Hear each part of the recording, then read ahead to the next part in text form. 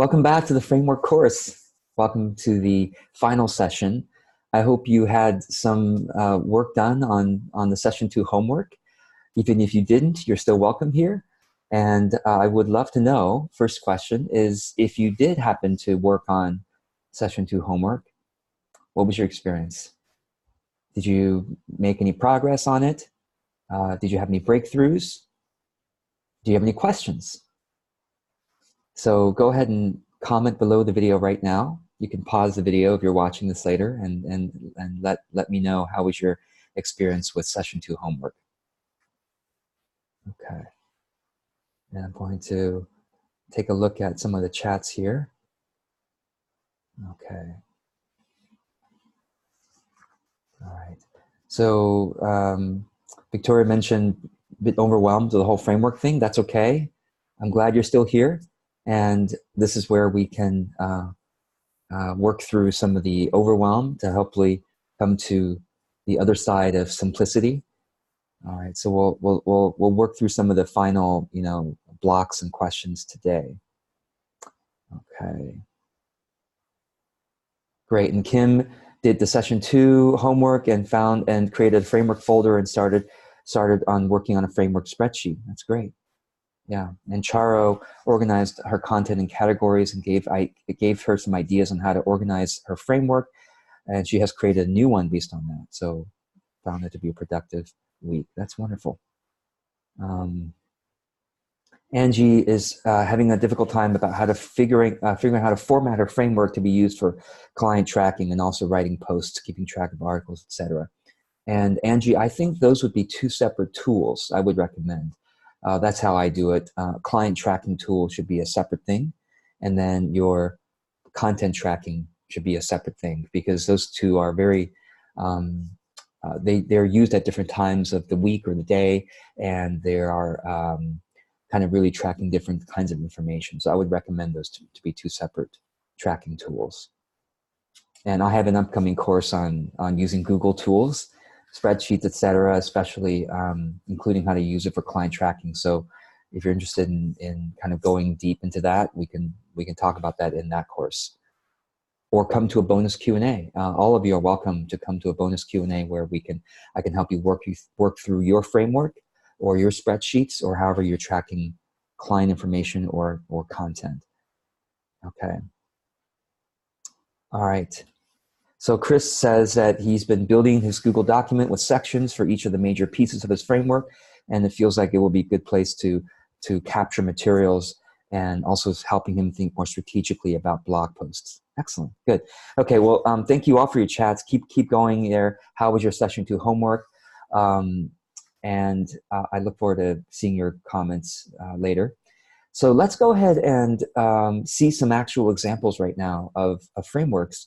And I've got two brave ladies who have stepped up with their framework that we're going to work through today. So Christine, let me start with you, and then we'll go to Kathy. All right. So let me go ahead and I'm going to go ahead and click on the link that you had sent me, and then we'll work through this here.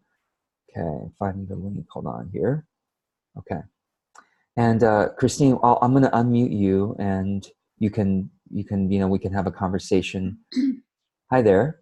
Hi. Great, good to have you here. So let me share the screen, and then we'll kind of talk through this together. And those who are live or watching this later can also give your comments, your suggestions, any opinions, any questions. So great. And Christine, if you want to, you can actually click on the share button. And then there should be a place where you can add me as an editor of your framework. I'm not seeing it here, but I think I did, like in the email. Yeah.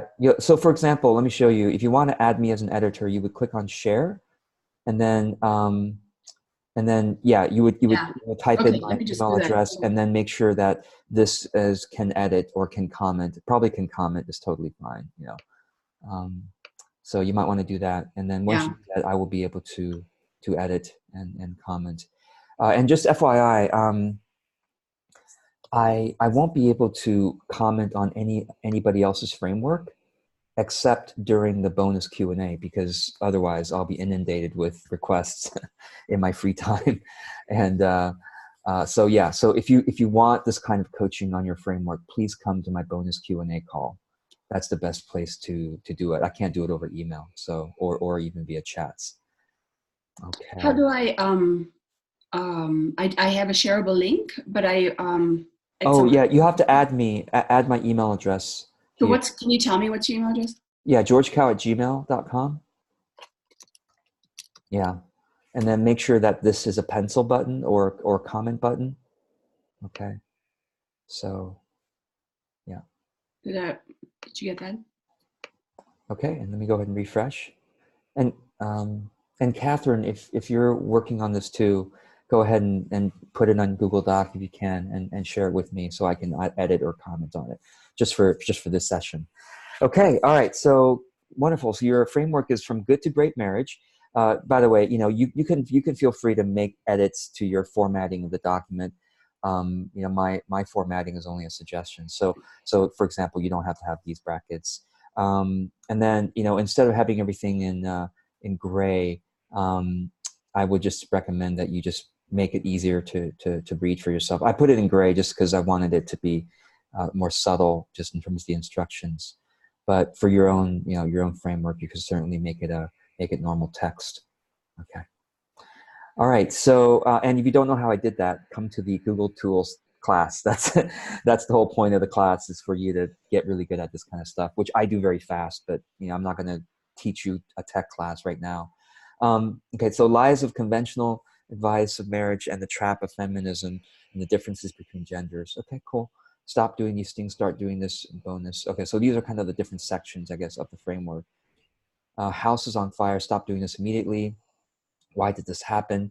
And Christine had an email thread with me in preparation for this live coaching session, and she was mentioning, Christine, you were mentioning how you want to come up with an analogy or like a metaphor, whatever you call it, some kind of picture or story for your ideal client to kind of picture in her mind to say, oh yeah, now I get it. Is that right? Yeah, yeah. Okay. I want to just let me address that real quick. I think that pictures or analogies um, ought to be tested in the market before you decide and settle on it too hard. Like rather before you set it in stone. So I know in your email thread you were mentioning a possible picture, a story of like a water faucet, bathtub kind of thing, analogy, and that could work. Now you're talking about house being on fire, so that's a different metaphor, Yeah, right? that's so. Yeah, this was all that's there. That was the 10 minutes that we did in the class, in the first Yeah. class. So I Okay. was like, Yeah. okay.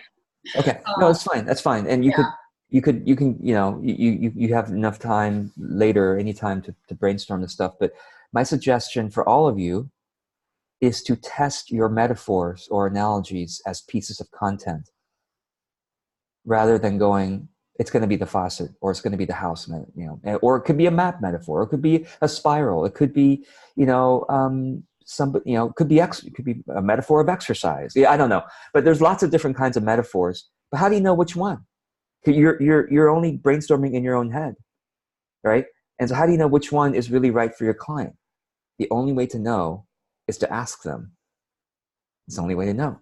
And to ask them means you will put it out as different pieces of content over time. Now, it's not like one day, hey, here's some house metaphor about this, and then the next day, here's a water metaphor. It's not that.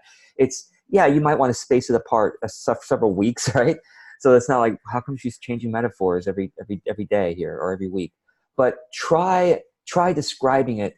Literally describe your framework in a blog post as different metaphors over a couple of months, and then see, separate it by a few weeks and see which post, of course, you need to promote each of these posts, see which post gets people saying, oh, that makes so much sense, hmm and you don't have to say, a couple weeks ago, I said water. No, they're not going to remember. And this is something that I see happen all the time with you all. You think that your audience remembers what you wrote even yesterday. They don't remember. They're on to the next 10 posts that they saw. so those of you who are like, well, in my previous post, I wrote about this. Like previous post, was that a year ago? Was that yesterday? I have no idea what your previous post was. Please assume all the time, forever, that your audience is reading your stuff for the first time, and that's the only time they ever read your stuff. Every single post should be standalone. This is why I don't like series posts. Well, this is part 3 of 5 of whatever. Like part 3 of 5. Even though if I follow you, I don't even remember what part 2 and 1 was. Everyone stop with the series posts.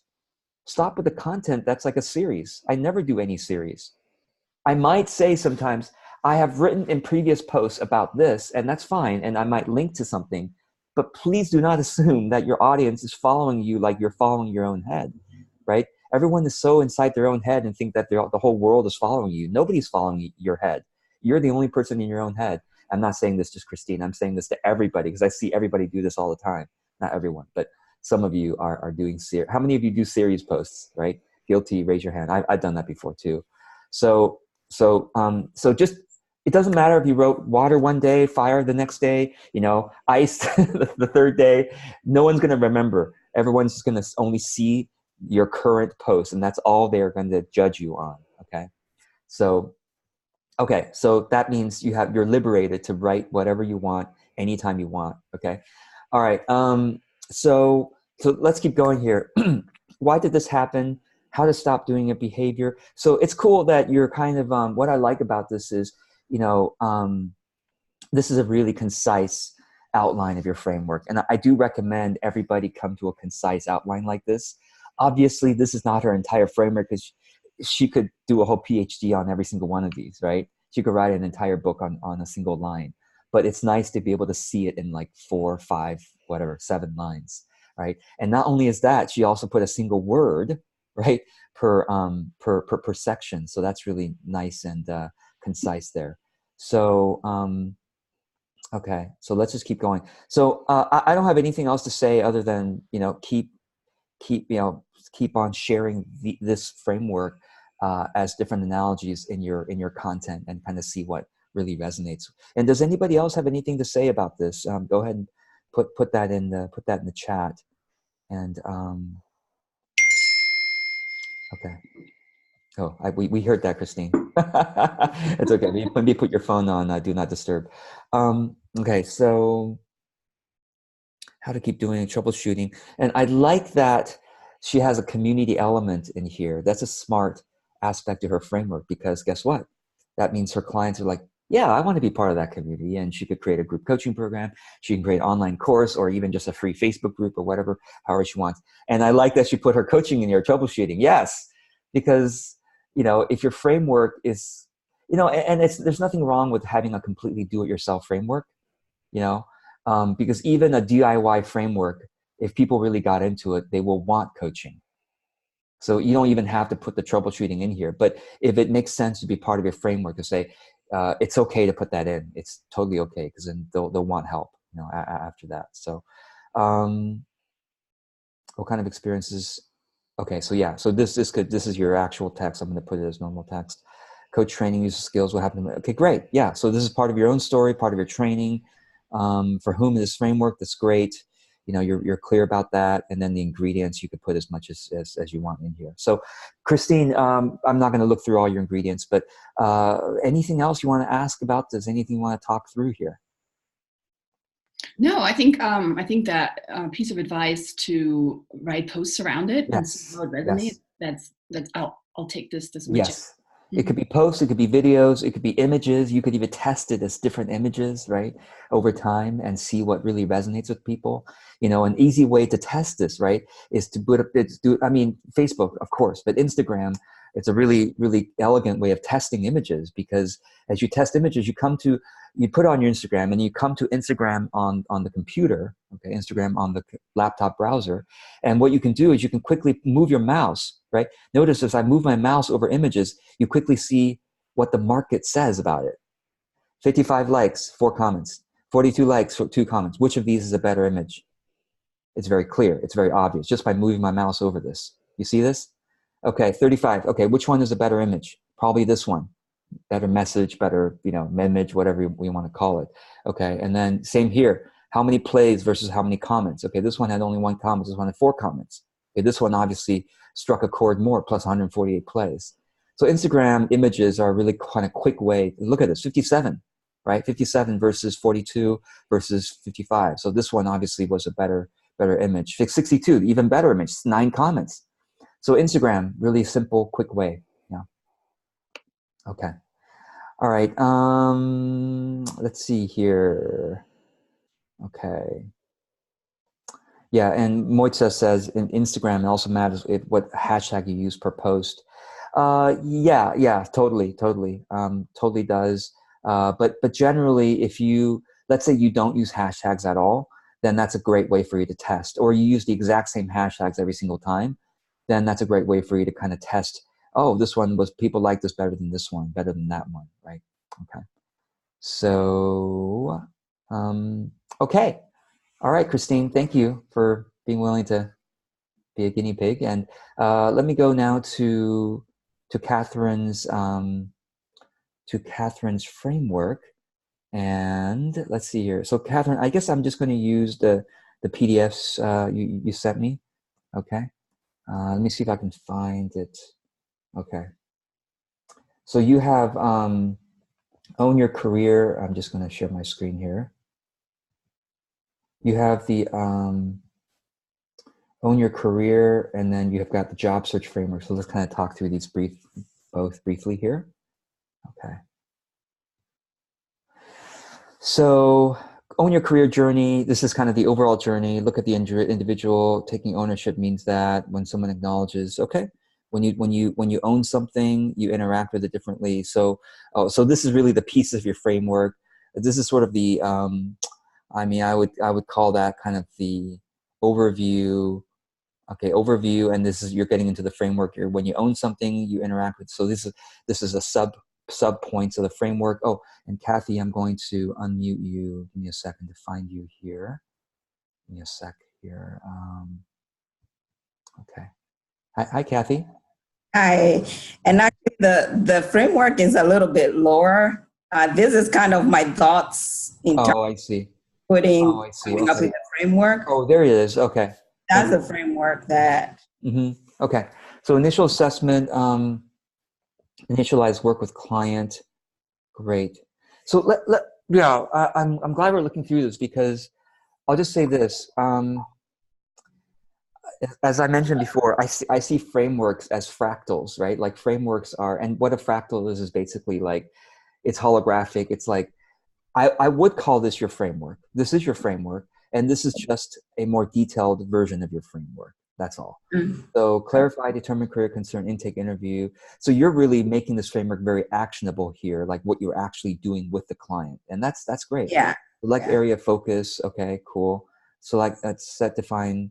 Now, my question, when I look at a framework, I always ask, could you use this to create content? Does this help you? And I would say this is probably more helpful for creating content, this version of the framework, right? Like you could write a blog post on, what does it mean to own your career? What does that mean? Well, this is literally, you've just written a blog post right there. What does it mean to interact with your career differently? What does it mean to own it, and interact with it? That's a blog post. Or you could say this is a blog post right there, the 3 points of a blog post. Okay. Right? Okay, and this could be a separate blog post, or you can integrate it with the previous one. It's up to you. Okay. Okay.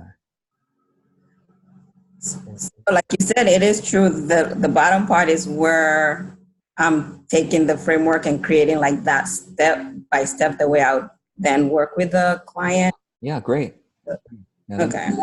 Yeah. So like, for example, these are all mini frameworks. These are all separate frameworks too. Yeah. So the job search then would be a framework that I'll go into the client that way, if that was their specific focus. Yeah, good. 3 that inform.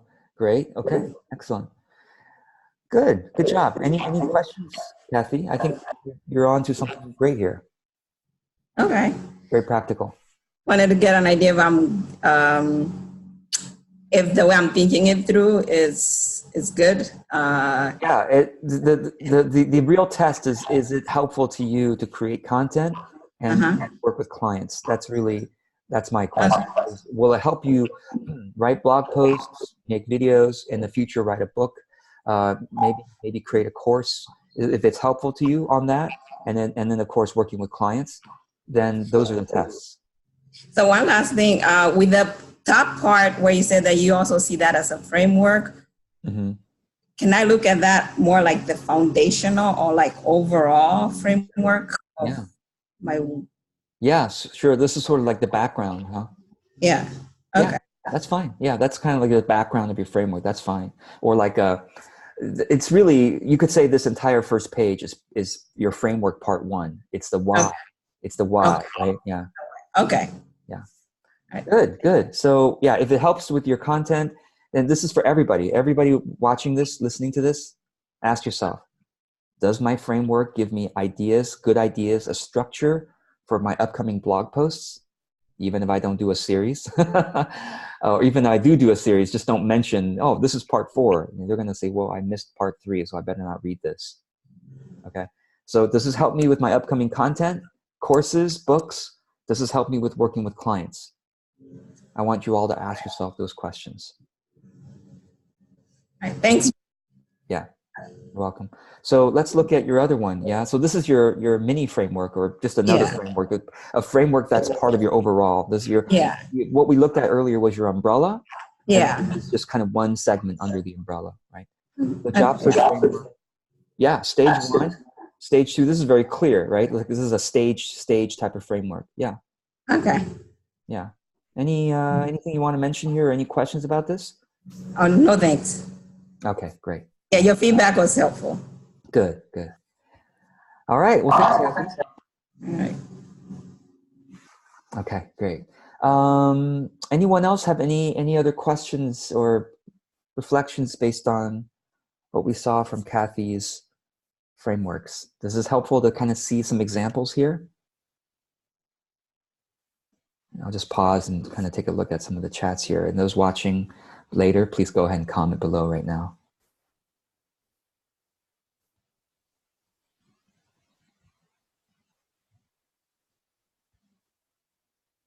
Okay. Great.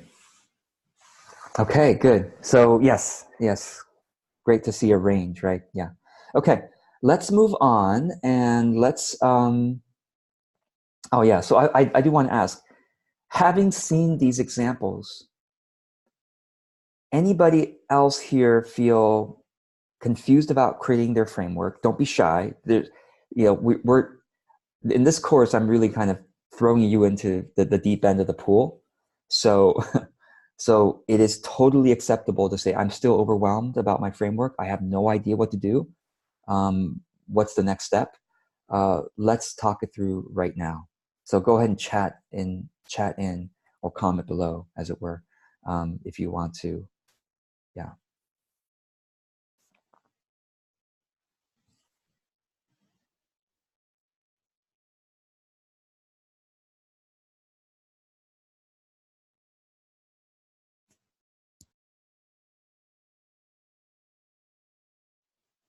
Okay. So let's see. Christine says, I'm working on several frameworks at once, which can feel overwhelming, but may be necessary. Great. Glad you brought that forward. Yeah. Once you have the framework perspective, you start seeing frameworks everywhere. That's what happens.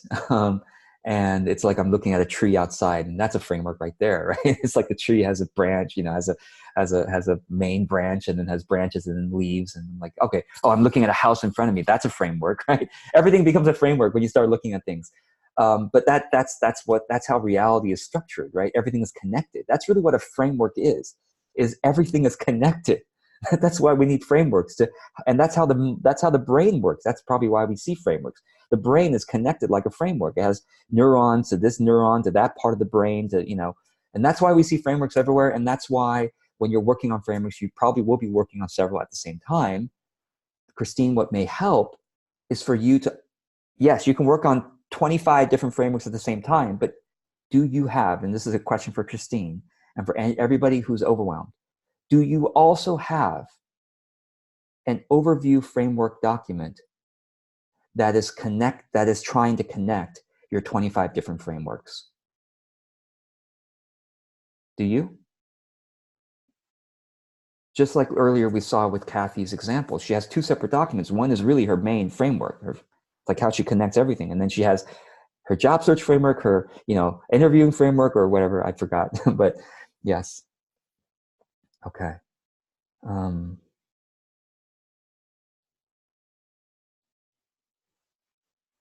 So Gail wrote, I was able to find an overarching framework that will include my more specific frameworks within it, like fractals. Yes. This will definitely help me organize and track content and offers. Yes. Good. Good.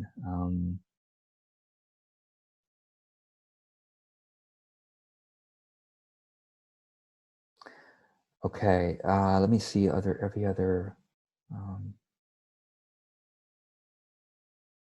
Okay. Victoria says, I have 4 areas I work on, and I'm already organizing my reading and content around these areas, but I'm not sure what to do with it now. So Victoria, do you see the connections? Obviously, you see the connections between the 4. My question is, do you have a single document that explains the connections between the 4?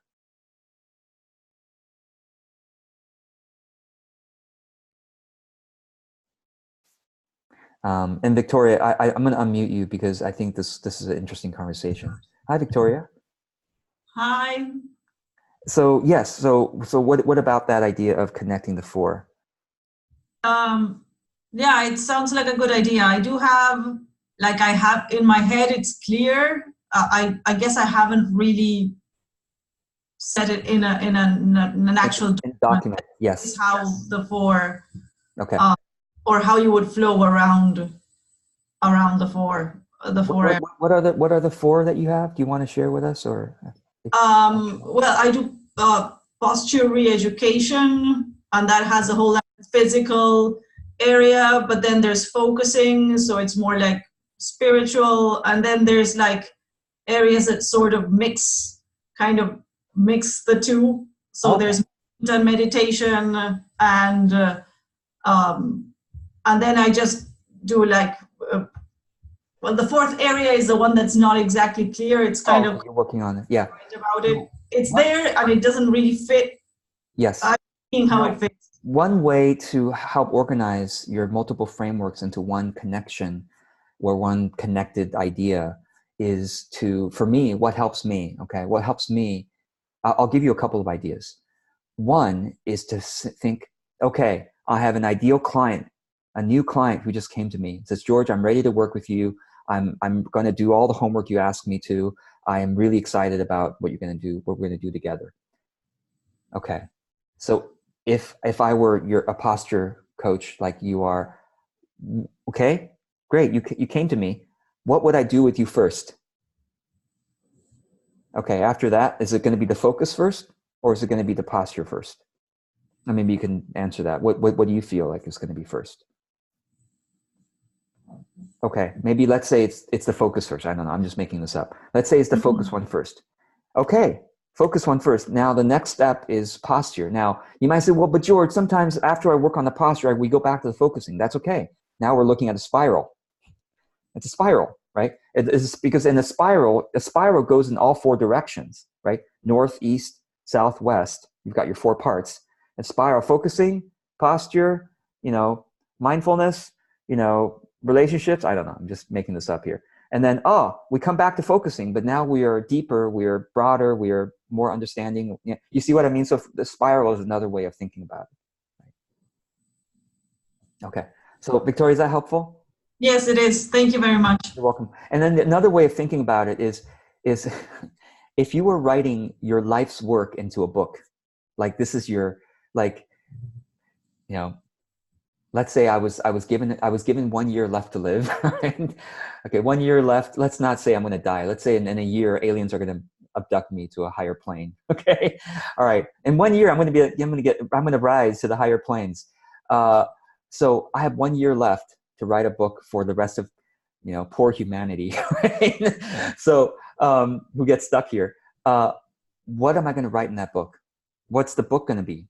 What's chapter 1? What's chapter 2? What's chapter 3? And maybe the first 5 chapters is one section, right? Section 1, focus. All right, chapter 1, how to focus on your back posture. Chapter 2, how to focus on your head. How, you know, so then thinking about writing a book can be that idea too of connecting everything together. And then finally, a third way of thinking of connecting everything is just to take a paper and pencil, take as large of a piece of paper and pencil as you can, and say, all right, I'm going to draw a diagram that somehow connects all 4 or all 12, you know. So, okay, great. So thanks, Victoria, for being willing to let us talk about this. Okay, so if you have any other questions, if you are confused, I'm going to keep moving on, but please, I hope I'll get a chance to talk with you during a bonus Q&A call. And let me just share where to sign up for that. In the resource document, page 14, is the link to the bonus Q&A call. And if you go there, you will see that as long as you signed up within the past 3 months for the course, you can attend the bonus Q&A calls. So basically, you know, if you bought it today, you have bonus Q&A calls for the next 3 months. And when you sign up, you can sign up for either this time or this time. Notice these are different times to accommodate, you know, this is better for Europe and North America, and this is better for Australia and Asia. Okay, so depending on where you are in the world, you would sign up for the one. And you could sign up for both. If you're in North America, you can sign up for both, and you can come to both if you want. But please only sign up if you're going to be there. Okay, if you're not going to be there, you're just taking up someone's spot, and you're going to get the Q&A recording even if you don't sign up. That's very important. Even if you do not sign up, you still get the recording as long as it's within the past 3 months that you bought it. So I basically send the recording to everyone within a 3-month window. Okay. All right. We are halfway through. Speaking of posture and self-care, let's go ahead and stretch.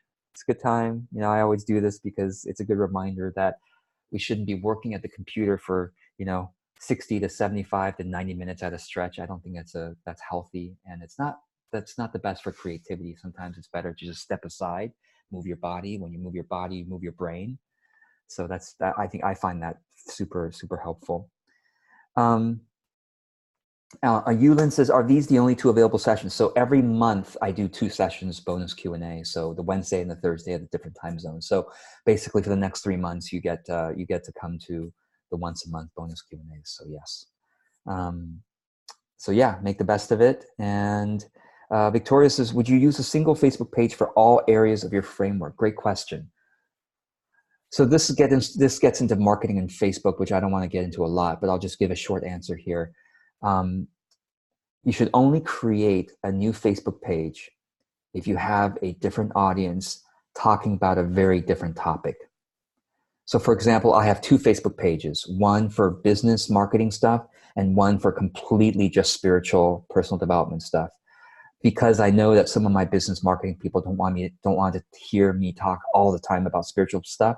And of course, my spiritual people would find it weird if I'm talking about business marketing stuff. So those 2 are actually different audiences at this point. I'm trying to unify them at some point, but I'm still going to keep 2 separate pages because there's very, very different topics.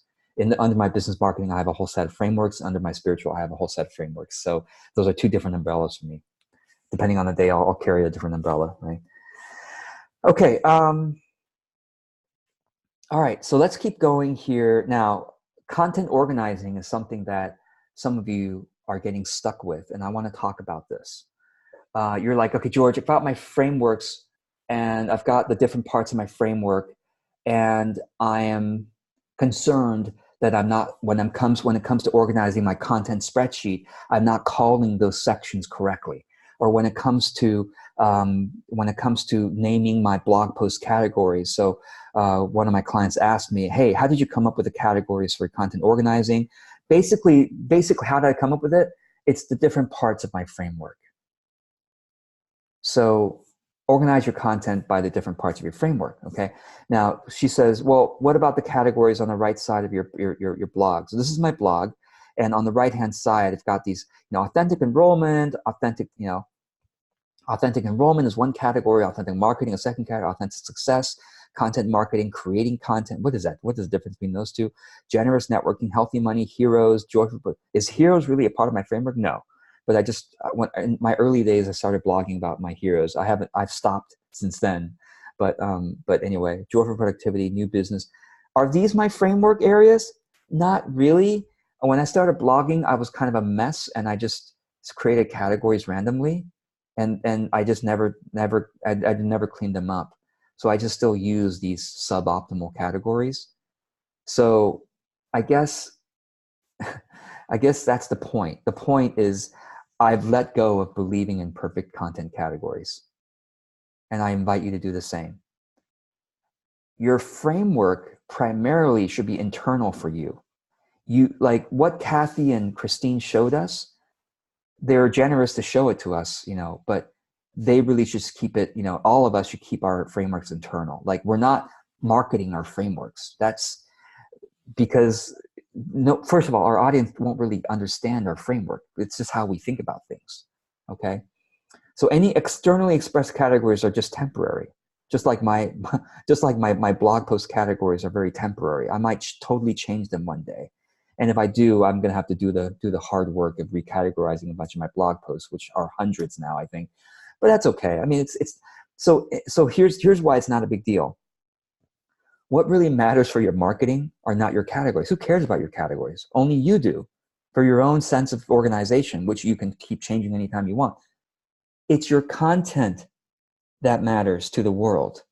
It's each blog post that matters to the world. It's your book that matters to the world. It's your course that matters to the world. So therefore, I should say, for external category naming, think in terms of course titles or book titles or sections within a book, right? Does that make sense? Don't worry so much about your internal categories. Let them be. Let your spreadsheet categories be whatever they want, whatever you want to be. You could change them as often as you want, until you're going to be changing. So here's the thing, important. You're going to be changing your internal categories frequently until you get tired of changing them, until you finally settle on something that feels good to you. In the beginning, right now, you think you know your framework. If you keep working on it, it's going to change. I promise you, in the next few months, it's going to change because you're still working it through. And then you will find that you will settle into a plateau eventually where it's like, yeah, I think I've changed it enough where it feels good to me. Does that make sense? And you won't be changing it so much anymore. Okay, so it's okay to be changing it right now a lot. But eventually, you're going to come up with a course title or course titles, or going to become titles of books. Those are more important. Okay. So is that helpful to think through that a little bit here? And it's okay for content to overlap. Some pieces of my content are in different categories. So I'm going to show you my ugly content spreadsheet. Okay, so don't get scared off by this. I still need to clean this up, to be honest. It's kind of grown into a monster over time, right? But for example, for this piece of framework, that fit into 2 different categories. That's okay. I put 1 and 2 just like this is more primary. This fits more into Joyful Productivity, but this also kind of fits, secondarily, it fits into optimizing offerings, right? Oh, look at this. This fits into 3 categories, but really primarily it fits into starting a new business, and secondarily fits into healthy money, and secondarily it also fits into optimizing. So it's okay, and I might change these over time. If I do change these, I'm going to have to recategorize things, which is fine. Again, this is all just for your own self, the organizer within you wants to be pleased by having everything in boxes and check. That's just your own self-pleasuring. Just fine. But the world doesn't care. Right? The world cares about what your book title is, what your course title is, right? What your piece, every single piece of content, the world cares about that, right? So, yeah. So you're going to be changing it over the next few months. I promise you. It's going to be a mess for a while until it gets cleaned up based on your own process. So it's okay. It's really okay. All right. So let's talk about implementing frameworks here. So I'm going to ask you to brainstorm for a moment with me here. So how are you, what are you going to do now? Kathy, Christine, Victoria, and others who have been working on framework, all of you are working on frameworks. What are your next steps? What are you going to do with your framework? Like, besides pleasuring your organizer self, besides doing that, what's the point? What are you going to do now? Okay. Go ahead and chat in, if you don't mind, what are you doing now with your framework? What's the point?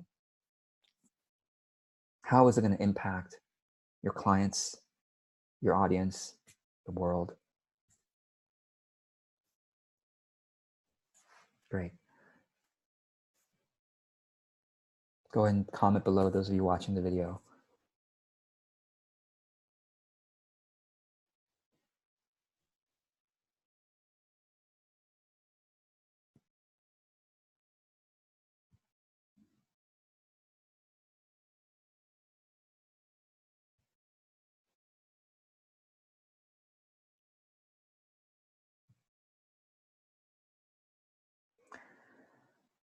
Okay, so I'm going to just read out a couple of them, but keep on typing if you are.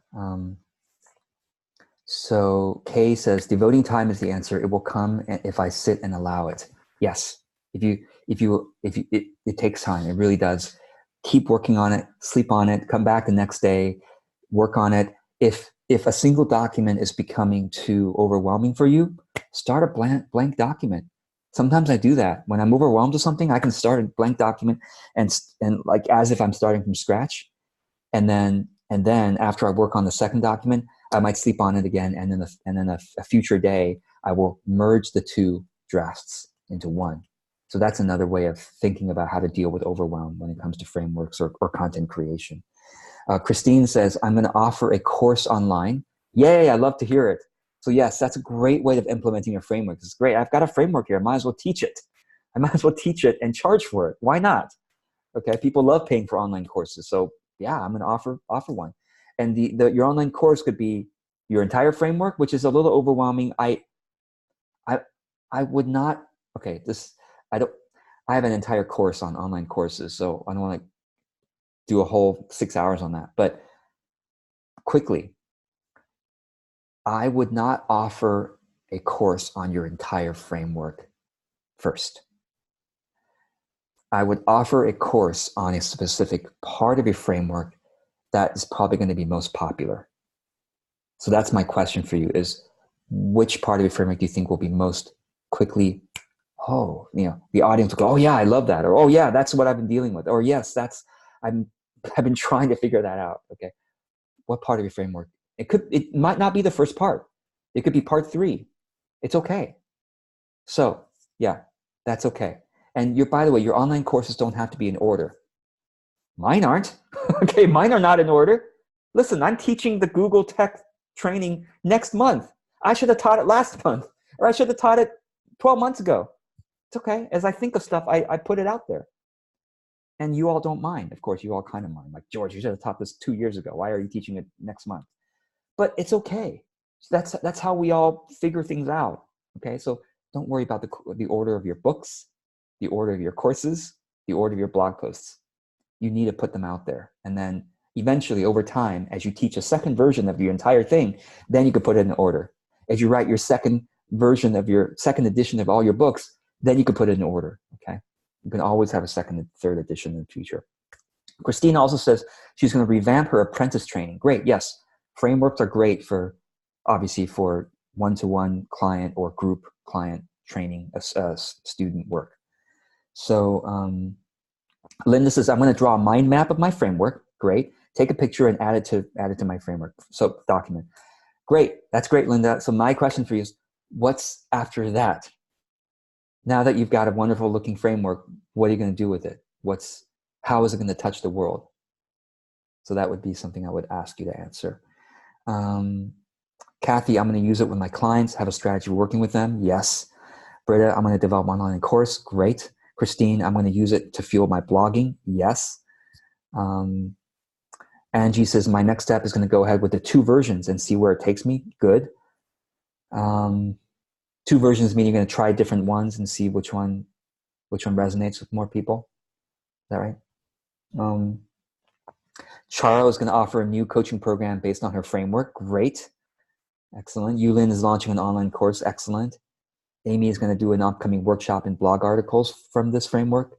Great. Great. Thank you all so much for your Let's see, Moita is going to use it for offerings, for ideas for her future offerings, create smaller chunks. Great. Okay. Nikki is going to have an add-on to her book, so that's her framework is going to help with that. Good. Kathy's going to run classes more often. Great. Okay, good. Yeah, Darren's going to spend some time with the framework, but not too much time, and she's going to start blogging from it. Good. Okay.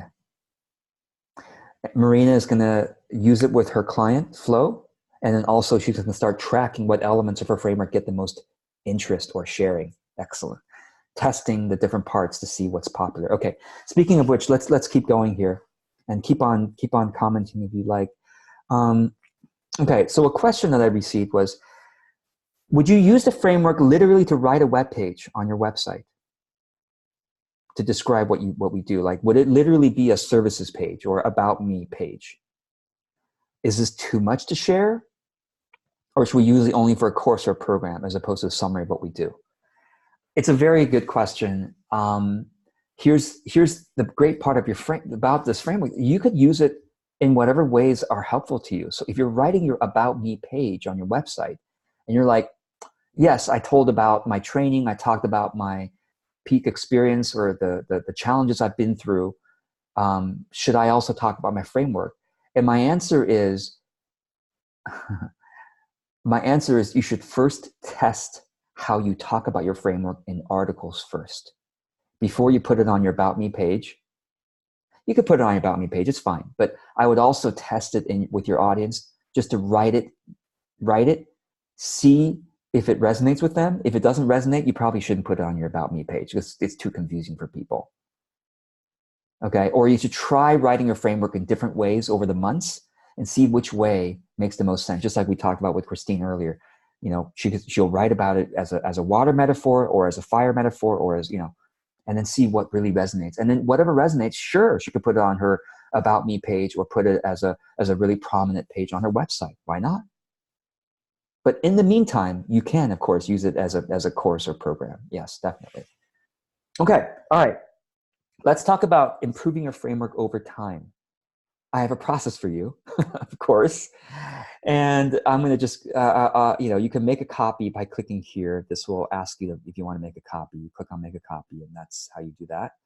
But I'm just going to talk through the master template here. Okay, so this is something I would recommend that you do once a year. Right now, as you're just kind of your framework babies, or your framework is a baby, you should probably revisit this every 3 months. Revisit this template, this framework improvement process every 3 months, or the FIP. Okay, I just created a framework right there. Okay, so put your name of your framework. So Christine would put from good to great marriage. Whatever. Okay, but anyway. Okay, I just did Command Z. That's another shortcut I'll teach you in the Google Tech Tools. Very, very useful to undo. Okay, and then what parts of your framework are people responding to the least? Now I really structured it this way because we are usually baffled, right? We're baffled why people aren't responding to things that we think are so important. Have you ever had that experience? Like, I think this thing is so great. I came up with this thing. Why isn't it changing your life? Why aren't you going, oh my God, this is the most amazing thing I've ever read in my life? Have you ever had that experience? I have that like every week. It's like, I think this is the best idea. I go on video and then there's crickets, right? Crickets, all I hear is crickets, no comments. Oh, it happens all the time. But so therefore, those kinds of things tend to stick in our minds. Like, wow, like, I don't get it. Why don't people get this? I want you to put that in here. Now you have a place to put those things. Okay. Oh, people don't really get it when I talk about artist versus engineer. That's probably right. If people aren't getting it, it's probably not a good metaphor. Okay. It's because you came up with it one day. Maybe it has some connection to your background that you haven't explained fully, and that's why people don't get it. Right. So whatever. That's actually an okay analogy. People don't get my Venn diagram though. People don't get that.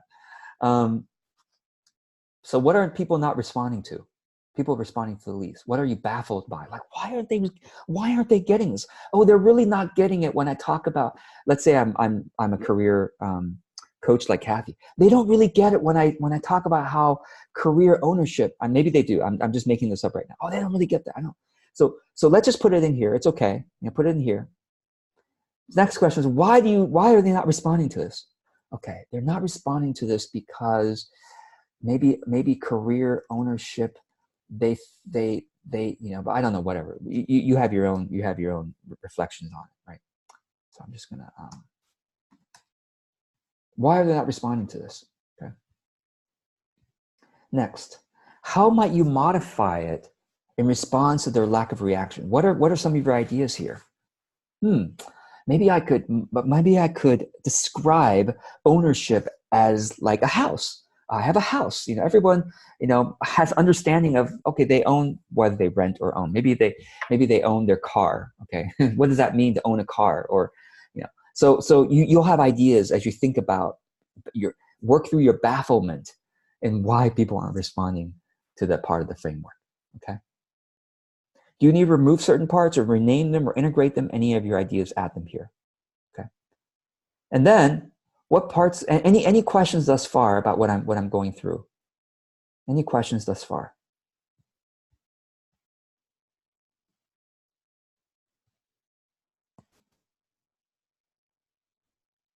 Or is this making sense, what I'm going through?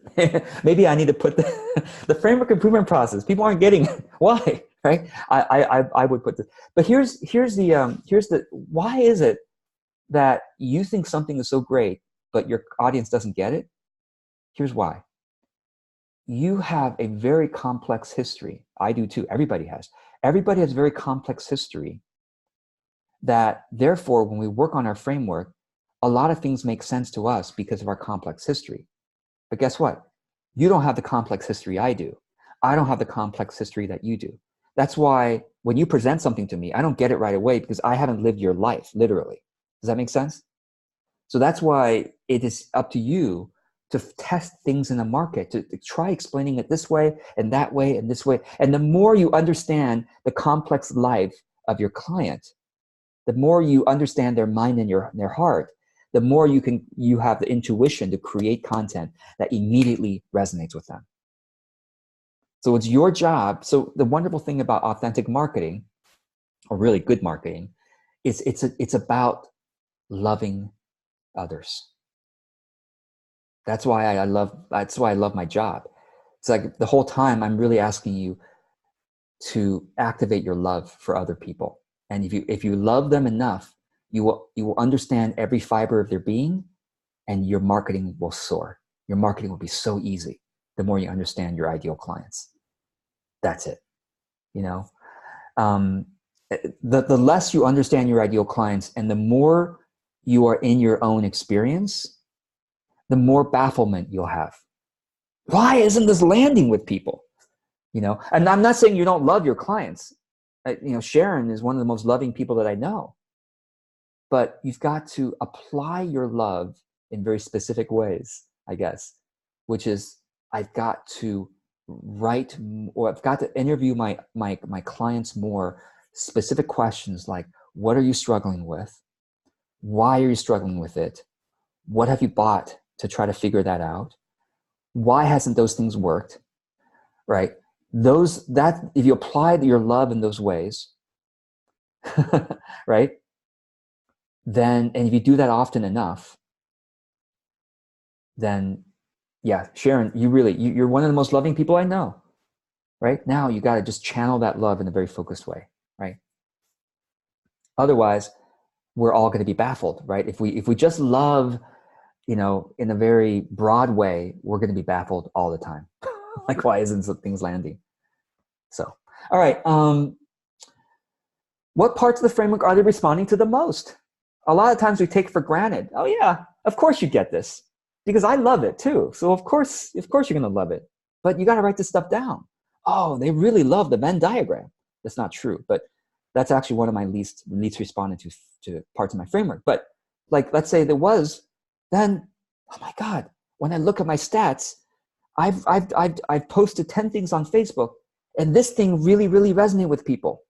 And this thing really didn't, right? What's the thing that really resonated? You write that down. Okay, what do they really resonate with?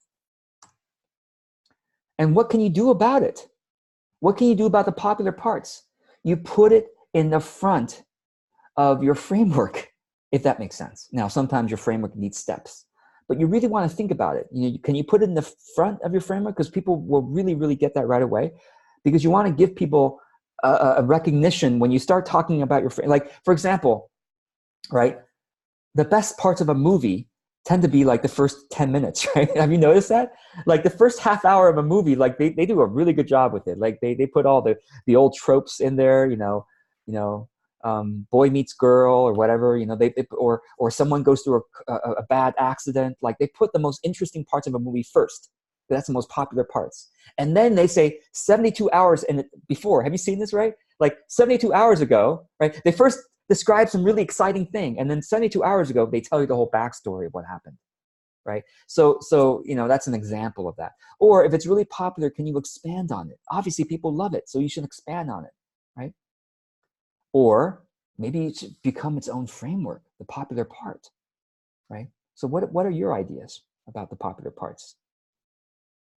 And then finally, again, once every 3 months or once a year, you work on this document.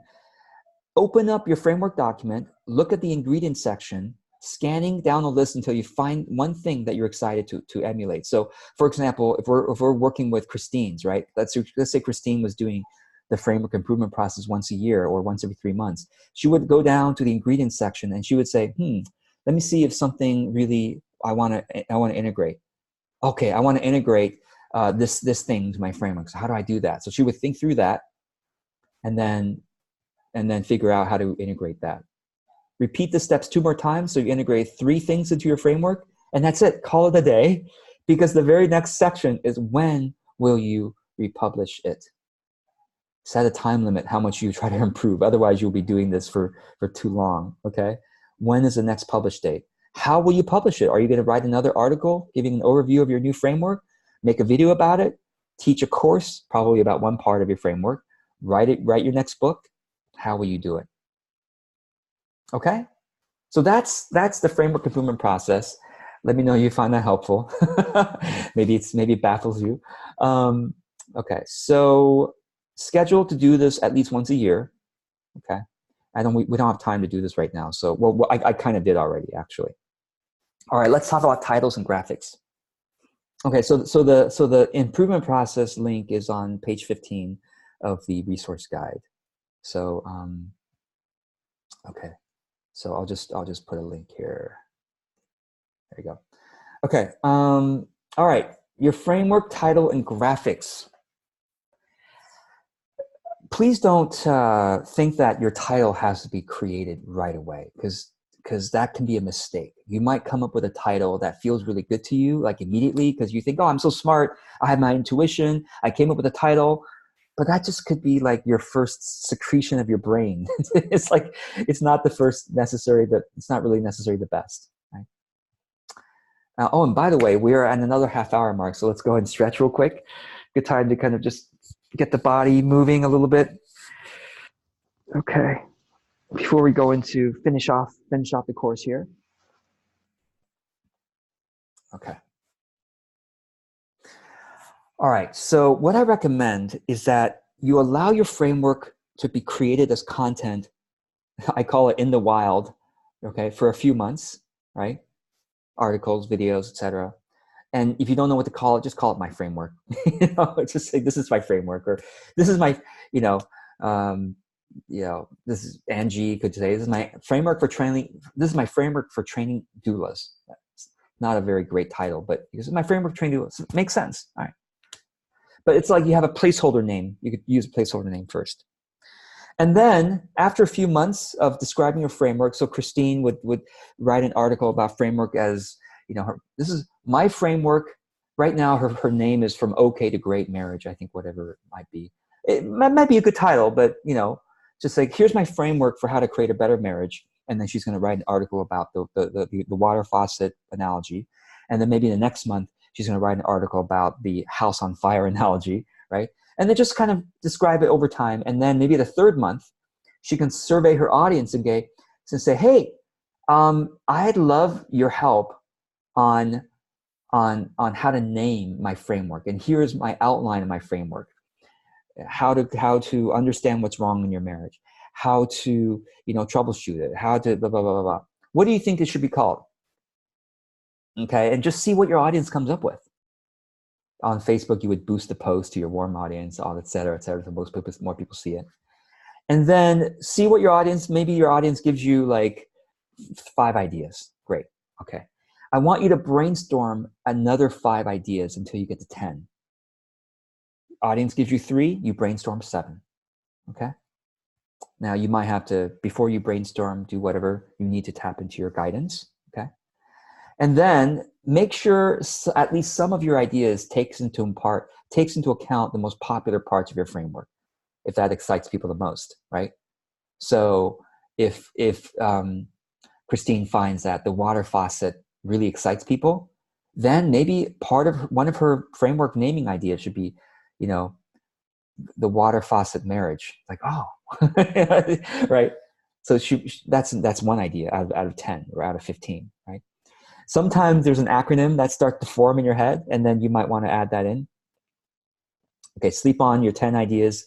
After a few days or weeks, narrow it down to your 3 to 5 names, and then share those 3 to 5 names with your audience. So this would be the second survey that you take for your audience. What do they like best? Maybe there's a combination. Okay. All right. Settle on the name for now. Okay. All right. Because you might rename it in the future, but it's okay. Republish your framework, very proudly relaunching it. All right, everyone. I'm so proud to share with you the water faucet marriage. This is what it's about. Make sense? Okay. After you have a name, you can start working on the graphics. And I'm giving you a couple of links on Fiverr to try to hire a couple of people to work on your the graphic for your framework. And here's what I recommend. Please don't start at $100, okay? Because that's, I would start with the $10 people, the $15 people. Just start with a $10 or $15 gig. Maybe do 2 of them and see what they come up with. You're just doing a test. You're doing a test to see what kind of ideas people have about it, okay? And then once you have a couple of cheap mock-ups or drafts, put it on social media. This is the 3rd survey you take, right?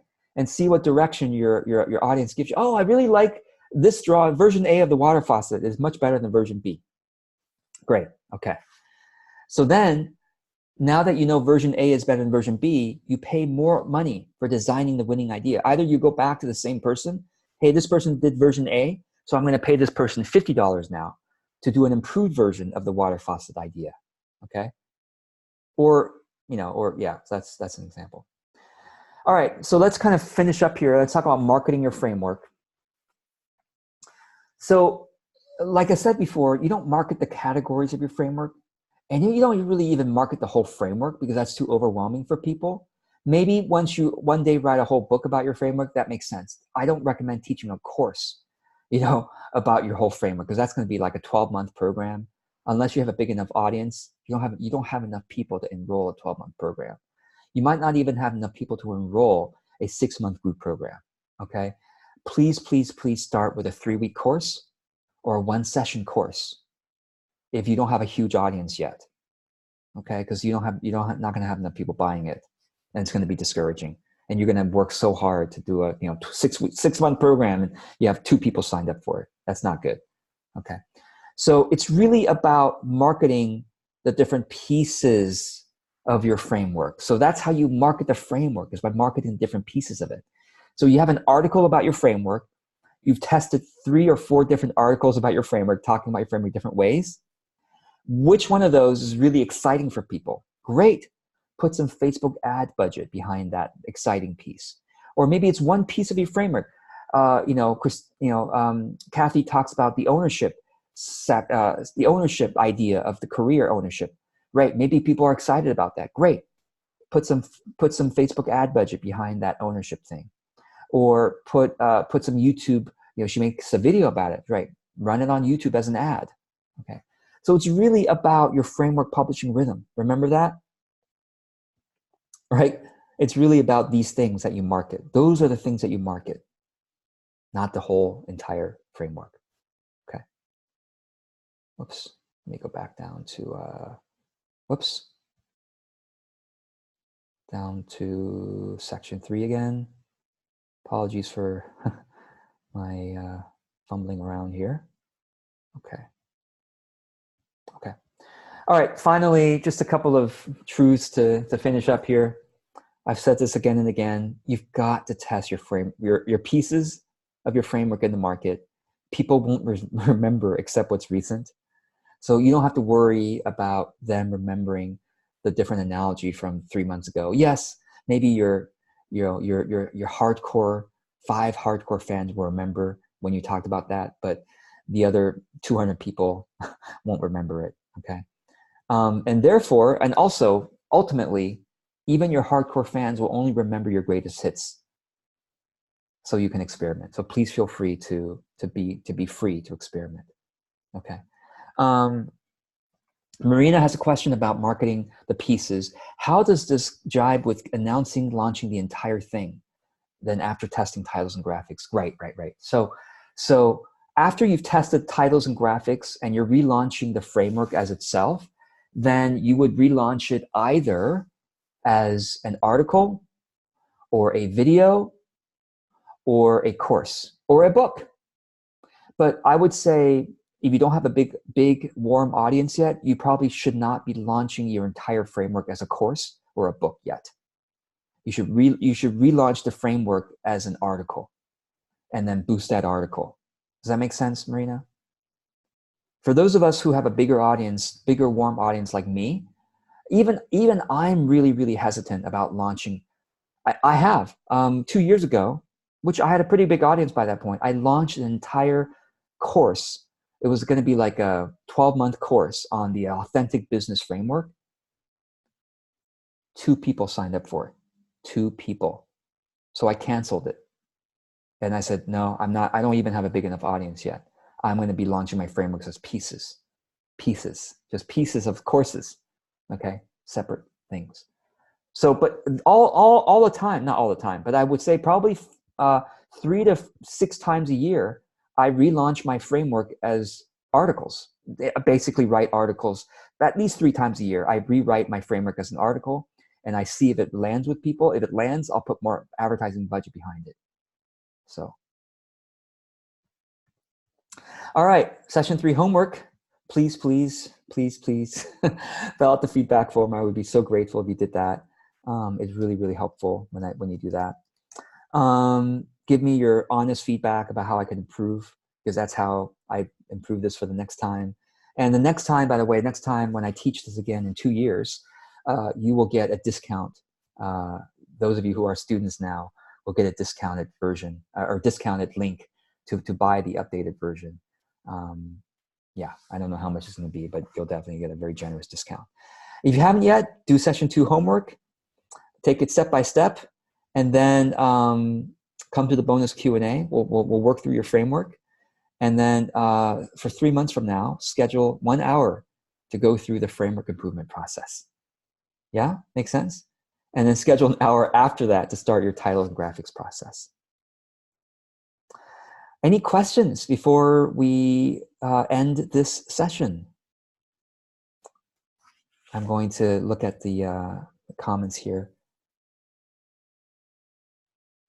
Okay, Gail has a great question. Gail says, George, you charge low rates for your courses. Do you think this is correct for high-end markets like leadership clients who value expensive things more? It's a really fair question.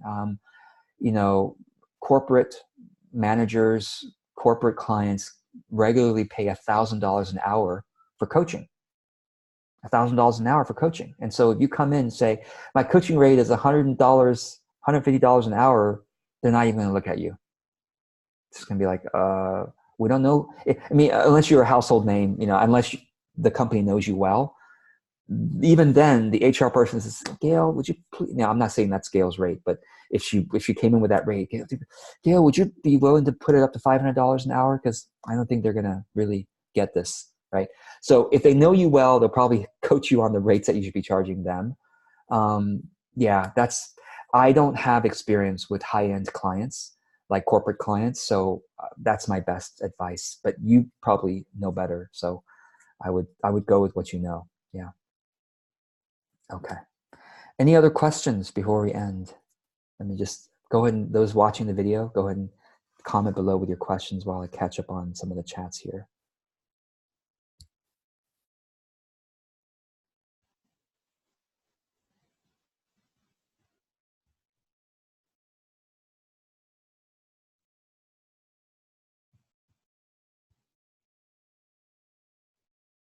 Yeah, so like corporate courses are not going to be $45 or, even $100. Corporate courses are going to be higher than that. I don't know what, but they're going to be higher than that. So I would say if you have a friend in the company, right, you would ask your friend, hey, have you guys bought courses recently, and how much did you guys pay for it?